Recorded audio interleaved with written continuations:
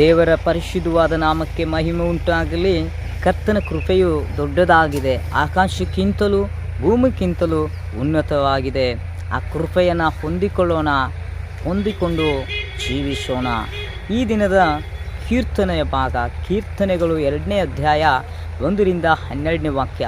So ಈ ಕೀರ್ತನೆಯ ಒಂದು ವಿಶೇಷತೆ, ಈ ಕೀರ್ತನೆಯ ಭಾಗವನ್ನು ದಾವೀದನು ಬರೆದನು. ಆತನು ಅರಸನಾಗಿ ನೇಮಿಸಲ್ಪಟ್ಟಾದ ಮೇಲೆ ಆ ಪ್ರಾರಂಭದ ಹಂತಗಳಲ್ಲಿ ನಡೆದಂಥ ಕೆಲವು ಘಟನೆಗಳನ್ನು ವಿವರಿಸ್ತಾ ಇರುವಂಥದ್ದನ್ನು ನಾವು ನೋಡುತ್ತೇವೆ. ಸೊ ದಾವೀದನು ಇಸ್ರಾಯೇಲರ 2ನೇ ಅರಸನಾಗಿ ನೇಮಿಸಲ್ಪಟ್ಟಾಗ ಅನ್ಯ ಜನಾಂಗಗಳು ದೊಂಬಿ ಮಾಡುವುದಕ್ಕೆ ಶುರು ಮಾಡಿದರು, ವ್ಯರ್ಥ ಕಾರ್ಯಗಳನ್ನು ಯೋಚನೆ ಮಾಡುವುದಕ್ಕೆ ಶುರು ಮಾಡಿದರು. ಭೂಪತಿಗಳು ಅಧಿಪತಿಗಳು ವಿರೋಧವಾಗಿ ನಿಂತುಕೊಂಡು ಆಲೋಚನೆ ಮಾಡುವುದಕ್ಕೆ ಶುರು ಮಾಡಿದರು. ಸೊ ಈ ಕುರಿ ಕಾಯುವಂಥ ವ್ಯಕ್ತಿಯು ಅರಸನಾಗಿ ಬಂದು ಸಿಂಹಾಸನದ ಮೇಲೆ ಕೂತ್ಕೊಂಡಲ್ಲ. ಸೊ ಕುರಿ ಕಾಯುತ್ತಾನೆ ಜೀವನ ಮಾಡಿದಂಥ ವ್ಯಕ್ತಿಯು ಸಿಂಹಾಸನವನ್ನು ಏರಿದನಲ್ಲ. ಸೊ ಇವನ ಮಾತನ್ನು ನಾವು ಕೇಳಬೇಕಾ? ಇವನು ಹಾಕಿದ ಕಟ್ಟಳೆಗಳನ್ನು ನಾವು ಅನುಸರಿಸಬೇಕಾ? ಸೊ ಇವನ ಮುಂದೆ ನಾವು ತೊಲೆಬಾಗಿ ನಿಂತುಕೊಳ್ಳಬೇಕಾ? ಸೊ ಇವನ ಹೇಳಿದ ಹಾಗೆ ನಾವು ಕೇಳಬೇಕಾ?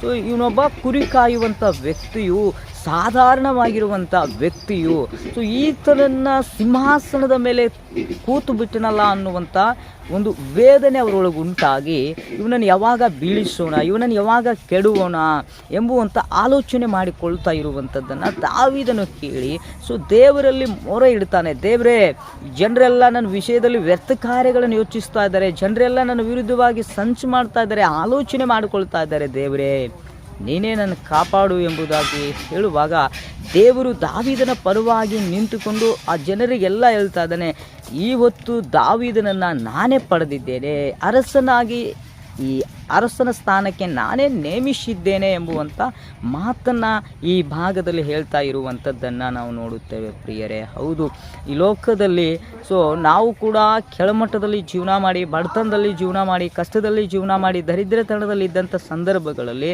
ಸೊ ದೇವರ ನಾಮದಿಂದ, ದೇವರ ಕೃಪೆಯಿಂದ ಒಂದು ಉನ್ನತ ಸ್ಥಾನಕ್ಕೆ ಎಬ್ಬಿಸಲ್ಪಟ್ಟಾದ ಮೇಲೆ ಜಾಬ್ ಆಗಿರಬಹುದು, ಒಳ್ಳೆ ಕೆಲಸ ಆಗಿರಬಹುದು, ಸಮಾಜದಲ್ಲಿ ಸೊ ಸದಸ್ಯನಾಗಿರಬಹುದು, ಅಧ್ಯಕ್ಷನಾಗಿರಬಹುದು, ಅಥವಾ ಒಳ್ಳೆ ಬಿಸ್ನೆಸ್ ಮ್ಯಾನ್ ಆಗಿರಬಹುದು, ಈ ಸ್ಥಾನಕ್ಕೆ ನಾವು ಹೋದಾಗ ಸಹಜವಾಗಿ ಜನವು ಕೂಡ ನಮ್ಮ ವಿಷಯದಲ್ಲಿ ಮಾತನಾಡ್ತಾರೆ, ಆಲೋಚಿಸಿಕೊಳ್ತಾ ಇರ್ತಾರೆ.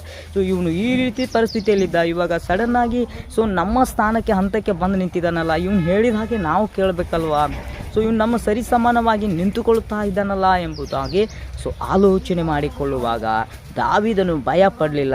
ದೇವರ ಬಳಿಯಲ್ಲಿ ಧೈರ್ಯವಾಗಿ ನಿಂತುಕೊಂಡು ಪ್ರಾರ್ಥನೆ ಮಾಡುವಾಗ ದೇವರು ಹೇಳಿದರು, ಸೊ ನಾನೇ ಇವನನ್ನು ಪಡೆದಿದ್ದೇನೆ, ಇವನು ನನ್ನ ಮಗನು ಎಂಬುದಾಗಿ ಹೇಳಿ.